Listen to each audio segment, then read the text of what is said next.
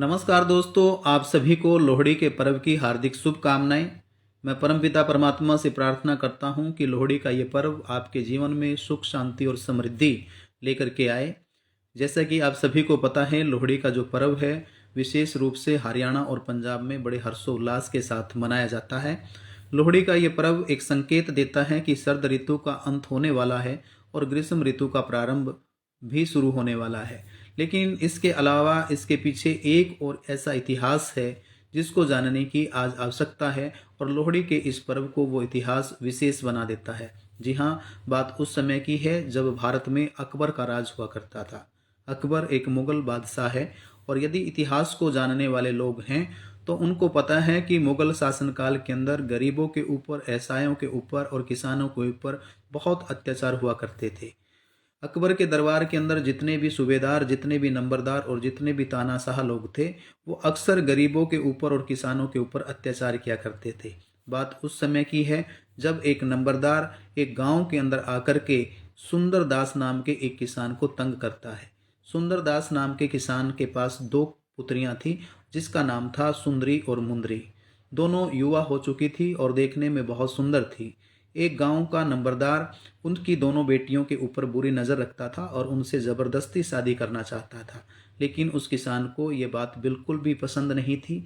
इसलिए वो सहायता के लिए एक ऐसे व्यक्ति के पास जाता है जो मुगलों से प्रताड़ित लोगों की मदद किया करते थे, जिनका नाम था दुल्ला भट्टी। जी हाँ, दुल्ला भट्टी एक ऐसा युवा था जो मुगलों के खिलाफ लड़ाई लड़ा करते थे, और जो मुगल शासक या मुगल दरबार के अंदर जो सूबेदार या नंबरदार गरीबों को तंग किया करते थे, उनके जुल्मों से उनको छुटकारा दिलाते थे। इसलिए उनको पंजाब का पुत्र और उपकारी डाकू के नाम से भी जाना जाता था। पंजाब पुत्र और उपकारी डाकू उनको इसलिए कहा जाता था क्योंकि वो आमतौर पर अमीरों का धन लूट करके गरीबों के अंदर बांट दिया करते थे, गरीब कन्याओं का विवाह किया करते थे। तो इस प्रकार से वो लोगों के बीच में बहुत प्रचलित थे।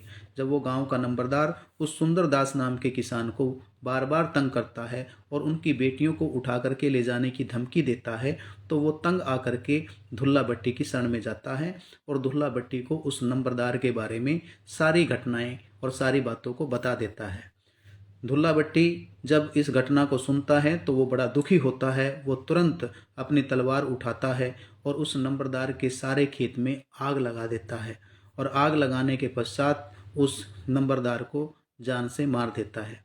उसके पश्चात वो उस जो किसान था, जो किसान की दो बेटियां थी, उनका विवाह वहां पर करवाता है जहां पर उसके पिताजी ने उनका रिश्ता किया था।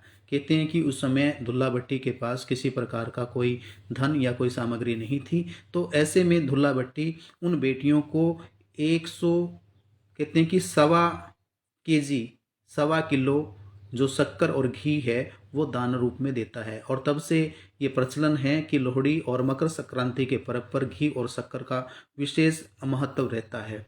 तो उसके पश्चात से लोहड़ी का ये पर्व अपने आप में विशेष हो जाता है। दुल्ला भट्टी जो कि गरीबों का, किसानों का और अबला बहन बेटियों का मसीहा था, वो आमतौर पर जो मुगल शासक थे, मुगल दरबारी थे, मुगल नंबरदार थे, मुगल सूबेदार थे, उनसे बहन बेटियों की रक्षा किया करता था और उन गरीब कन्याओं का विवाह जहाँ माता पिता चाहते वहाँ पर करवाता था। तो एक इतिहास तो लोहड़ी के पर्व से जुड़ा हुआ ये है। दूसरा, लोहड़ी के इस पर्व के अंदर हम लोग अग्नि जला करके और उसके चारों तरफ बैठ जाते हैं, और उसके अंदर हम मूंगफलियाँ, रेवड़ियाँ, पॉपकॉर्न इत्यादि उसके अंदर डालते हैं, और तिल विशेष रूप से इस पर्व के ऊपर हम लोग प्रयोग करते हैं और अग्नि में उसको स्वाहा करते हैं। कहते हैं कि लोहड़ी जो है उसको होलिका की बहन के रूप में जाना जाता है, जो कि एक बहुत सभ्य नारी थी, जिनके जीवन के अंदर बहुत त्याग और तपस्या थी, और उस त्याग और तपस्या के भाव को मैं समझता हूँ कि सम्मान देने के लिए लोहड़ी का पर्व ये मनाया जाता है। एक और इतिहास से उदाहरण निकल करके आता है कि राजा दक्ष की जो पुत्री थी सती, जिसने अपने आप को,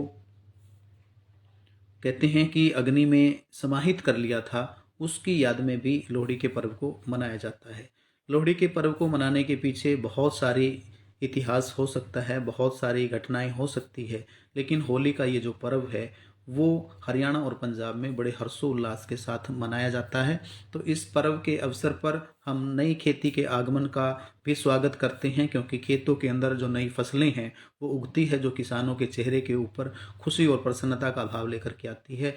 आइए हम सब मिल करके इस लोहड़ी के जो पर्व को है सुख शांति और समृद्धि के साथ मनाएं, और लोहड़ी के इस पर्व को हम देश हित और राष्ट्र हित की उन्नति के साथ जोड़ें। जय हिंद, जय भारत।